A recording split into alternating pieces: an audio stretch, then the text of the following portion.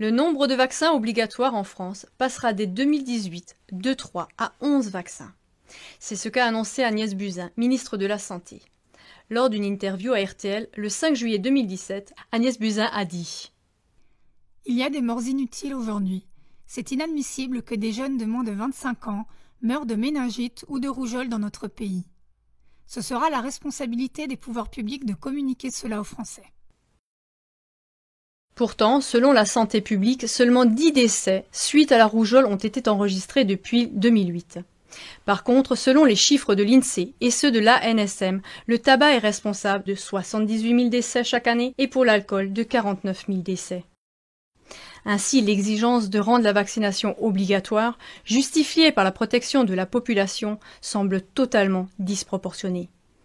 De plus, il est à craindre qu'avec la vaccination obligatoire décrétée par l'État, le sujet des dommages causés par la vaccination soit passé sous silence par les politiciens, les médecins et les médias. Par exemple, les possibles effets secondaires suivants du vaccin contre la rougeole sont connus et sont entre autres officiellement énumérés par le ministère américain de la Santé que 4 heures après la vaccination, un choc allergique est possible et de 5 jours à 15 jours après la vaccination, il y a une possibilité d'encéphalite.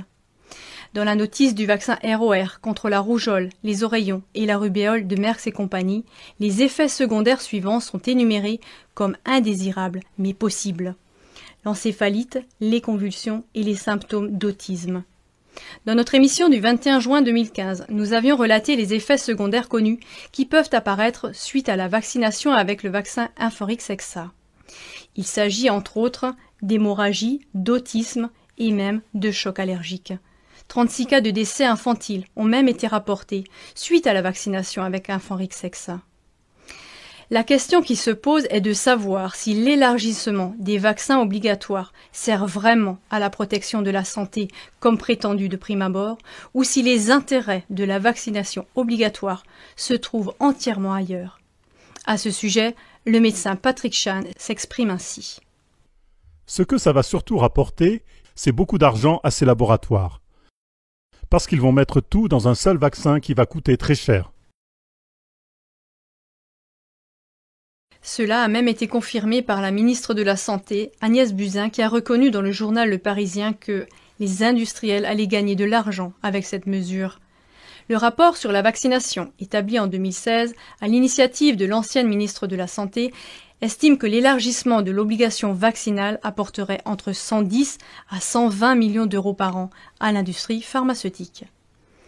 Avec l'élargissement des vaccins obligatoires, l'industrie pharmaceutique échappe à la décision prise par le Conseil d'État le 8 février 2017. Celui-ci avait décidé qu'un vaccin ne contenant que les 3 vaccinations obligatoires devait être proposé, sauf dans le cas où la liste des vaccinations obligatoires s'allongerait. Donc cette mesure va tout à fait dans l'intérêt de l'industrie pharmaceutique. De plus, les liens avec les laboratoires de certains acteurs qui ont conduit à cette mesure d'extension du nombre de vaccins obligatoires poussent à se demander s'il n'y a pas eu conflit d'intérêts avec cette affaire. Le professeur Alain Fischer, président du comité de vaccination, est en lien étroit avec Sanofi, géant pharmaceutique français. Sanofi est le leader mondial du vaccin et en 2013, le prix de Sanofi Pasteur a été décerné au même Alain Fischer.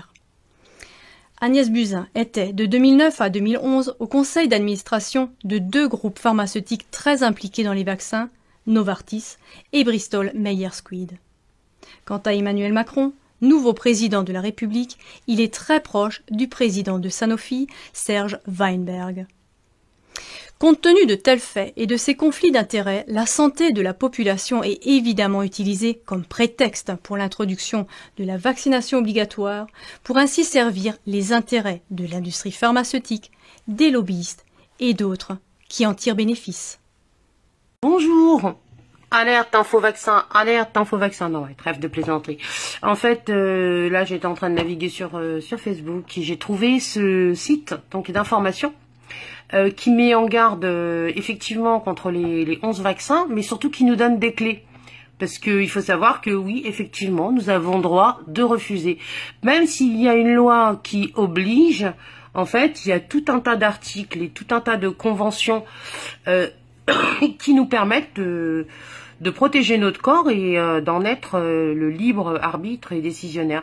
Surtout que ces 11 vaccins sont extrêmement dangereux pour le système immunitaire des tout petits. Rendez-vous compte, il faut que leur système immunitaire soit assez fort pour se défendre contre 11 virus ou 11 je ne sais quoi. En plus, c'est un cocktail mortel parce que il y a plusieurs souches à l'intérieur, ce qui fait que on peut pas ni se retourner contre l'État, ni se retourner contre les laboratoires. Donc ça, c'est vraiment du lobbyisme et du marketing pharmaceutique. Donc il faut pas donner n'importe quoi, faire n'importe quoi avec vos enfants. C'est après quand ils tomberont malades, eh ben en gros ça sera trop tard quoi. En gros, moi je voulais juste vous signaler ce site qui est très très bien expliqué avec tous les articles de loi.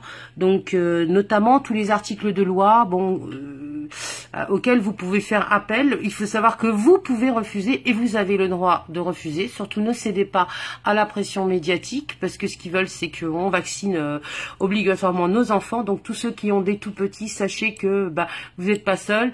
Il y a la loi qui vous protège. Donc il y a la déclaration des droits de l'homme et du citoyen. Les lois d'obligation sont anticonstitutionnelles, donc au 26 août 1789 et au 10 décembre 1948. La Convention européenne des droits de l'homme qui protège aussi, celle du 4 novembre 1950. La Constitution française du 4 novembre 1958. La résolution 3555 de l'ONU. Donc il y a énormément de choses. La loi sur le respect du corps humain insérée dans le Code civil, article 16-1, suivant le 29 juillet 1989. La loi Barnier sur le principe de précaution. Le code de déontologie médicale inséré dans le code de la santé publique, article R4127.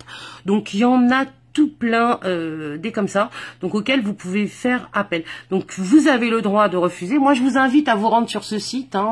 J'ai fait cette vidéo pour parce que c'est vrai qu'on n'est pas informé de nos droits et vous allez croire que vous êtes obligé de les vacciner alors que non, vous avez votre corps vous appartient et s'il y a un doute sur les vaccins, vous avez tout à fait le droit de refuser et de réclamer des vaccins qui sont plus appropriés, avec moins de souches et beaucoup plus définis. Après tout, c'est notre corps, les laboratoires n'ont pas à y insérer tout un tas de choses dangereuses, voilà. Donc j'ai fait cette vidéo pour que voilà, partagez-la, et puis c'est juste pour informer qu'il y a le site Info Vaccin France.